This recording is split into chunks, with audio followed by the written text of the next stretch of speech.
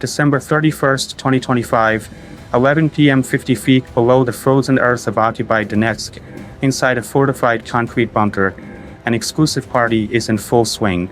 Russian brigade commanders from the elite ranks are raising their glasses, exchanging early New Year greetings with one another. But in precisely 62 minutes, a battered civilian truck will transform their VIP celebration into a genuine hell on earth. 48 hours earlier, a weathered Ukrainian KAMAZ truck carrying timber and sporting counterfeit civilian plates discreetly positioned itself in a wooded area just 10 miles from the bunker location. A compact technical crew installed laser beacons in the upper branches of trees and distributed remote-controlled flare decoys throughout the area before disappearing. The truck remained there, quiet and inactive, 70 miles distant at a heated base. A Ukrainian operator monitors a 4K screen while sipping hot coffee. At his signal, the timber truck's cargo bed automatically slides apart. 22 FPV drones, each weighing merely 5 pounds, emerge from concealed launch rails like a cloud of furious hornets, all while the Russian Panzer operator scans his radar with lazy indifference, likely drinking vodka rather than monitoring his scope. The deadly swarm commences its silent journey. These aren't ordinary recreational drones. They instantly descend low, stabilizing at merely 30 feet above the frozen ground. Flying at this height, they remain beneath the tree canopy, undetectable to long-range radar systems.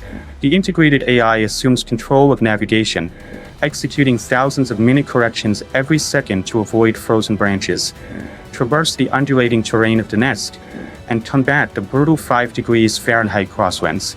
Without warning, the forward drone sensors detect an obstruction. 2 Ural trucks carrying a Russian patrol are moving along a dirt path directly blocking the flight route. This might spell mission failure. However, as the swarm draws closer, the operator spots something amusing. The Russian drivers aren't monitoring the skies. Their windows are sealed, and they're playing music so thunderously loud that their side mirrors are vibrating from the base. The swarm merely veers left. The AI navigates 22 flying explosives in a broad, silent curve around the patrol. The Russians pass right by their own doom, nodding to the rhythm, completely unaware. The distance shrinks. 8 miles, 6 miles, 4 miles. The party crashers approach the entrance. 11:10 p.m. The complacency inside the Panzer S1 control station vanishes immediately as the acquisition radar shrieks a proximity alert. Deep in the bunker, the commander first dismisses the warning as migrating birds, but his casual response transforms into paralyzed terror when the repeater display identifies 22 separate attack trajectories converging at combat speed. The air defense activates on its own. A salvo of 57 times 10 to the power of 6 missiles launches toward Mach 4, slicing through the darkness. The interception proves violent and accurate. 8 of the leading Ukrainian drones explode in brilliant flashes of expanding lithium and polymer, briefly converting the night sky above Donetsk into a sheet of daylight. The radar operator celebrates the successful strikes, but the display instantly refreshes to expose a nightmare situation. 14 targets remain airborne, and they haven't altered their course by even 1 degree.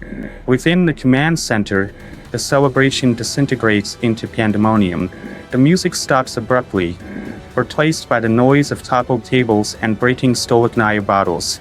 Infantry troops rush to throw tactical equipment over their formal uniforms in frantic haste.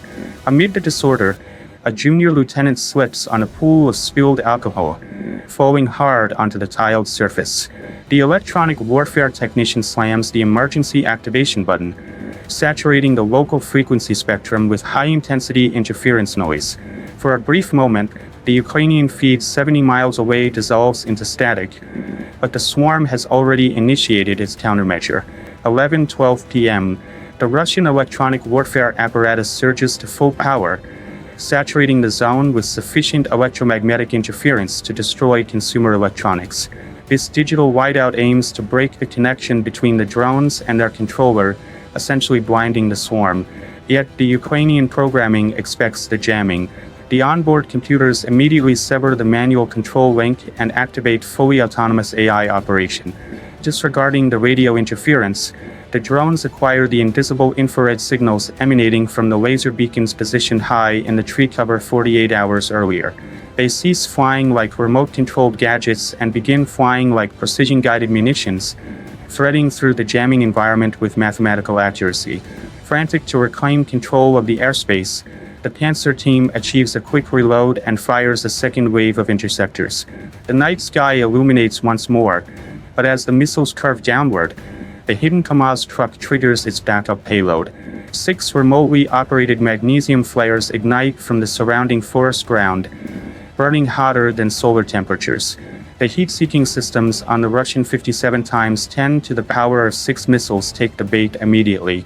Rather than striking the drones, for $1 million in sophisticated weaponry crashes uselessly into empty snow, pursuing thermal illusions. The Russian operator pounds his fists on the console in futile fury as his monitor displays the warheads exploding against nothing but frigid air. The escalation intensifies as the deep pulse of rotor blades rattles the tree line. 2 Ka-52 Alligator attack helicopters, scrambled from a nearby airstrip, thunder into the kill zone. Merely 4 minutes following the initial alarm, the pilots release a barrage of S-8 unguided rockets, transforming the forest floor into a violent sea of flames and fragmentation. It presents a visual spectacle, but tactically it represents a disaster. The FPV drones prove too small, too thermally cold, and flying too low for the heavy ordnance to acquire. The helicopters are essentially attempting to eliminate mosquitoes with a sledgehammer. Despite the overwhelming firepower converting the terrain into a cratered wasteland, the swarm navigates through the detonations, reducing altitude to glide mere inches above the scorched ground, narrowing the gap to the bunker vents with frightening determination. 11:15 p.m. The aerial battle over the Donetsk forest degrades into an embarrassing tactical withdrawal for the Russian aerospace forces. The pilots of the 2 Ka-52 Alligators, seated in cockpits valued at $20 million, examine their instruments and comprehend the frightening mathematics of asymmetric combat. They've depleted their complete payload of S-8 rockets and 30mm cannon ammunition churning soil. Still, the swarm continues. The flight computer blares proximity alerts as the 5-pound drones buzz perilously near the sensitive turbine inlets. A single plastic drone drawn into an engine would cause a catastrophic compressor failure, converting a cutting-edge gunship into a burning projectile. Gambling a premium attack helicopter to eliminate a flying toy represents a poor exchange. The lead pilot pulls his collective, banking the massive machine sharply westward, surrendering the airspace to the tiny executioners. With the heavy aircraft departed, the 5 remaining FPV drones enter their final attack sequence. They descend to an altitude of 3 feet, literally grazing the snow. Their optics fixate on the bunker's fatal design weakness. Soviet doctrine mandated that underground command facilities required enormous air filtration infrastructure to survive nuclear contamination. However, the engineers of the 1970s never envisioned a threat compact enough to navigate down the chimney. The external intake ducts, 2-foot-wide steel passages extending from the concrete gap, stand wide open. Inside the command facility, the mood transforms from intoxicated confusion to complete primal awareness. The high-definition surveillance footage from the perimeter cameras reveals the drones aligning like aircraft on a runway. The brigade commander, grasping that the danger isn't the explosions outside but the pipes overhead, yells for the blast dampers to be closed. A junior officer climbs a ladder toward the manual override wheel, adrenaline causing his hands to tremble violently. He struggles with the corroded iron crank, frantic to seal the steel iris. Yet years of disregard and moisture have frozen the apparatus. The wheel groans and scarcely budges. The whining sound of the high RPM electric motors starts to reverberate down the ventilation passages, intensifying with each heartbeat, resembling a dentist's drill amplified thousandfold. Concurrently, 10 miles north, the ground pursuit reaches its violent climax. A Russian rapid response unit consisting of 3 BTR-80 armored personnel carriers and a Spetsnaz infantry squad finally pinpoints the launch location. They charge into the forest clearing, their BTR searchlights piercing the darkness, reviewing the Kamaz logging truck. The heavy 14.5mm KPVT machine guns on the BTR turrets unleash fire, immediately destroying the truck's cabin and cargo area.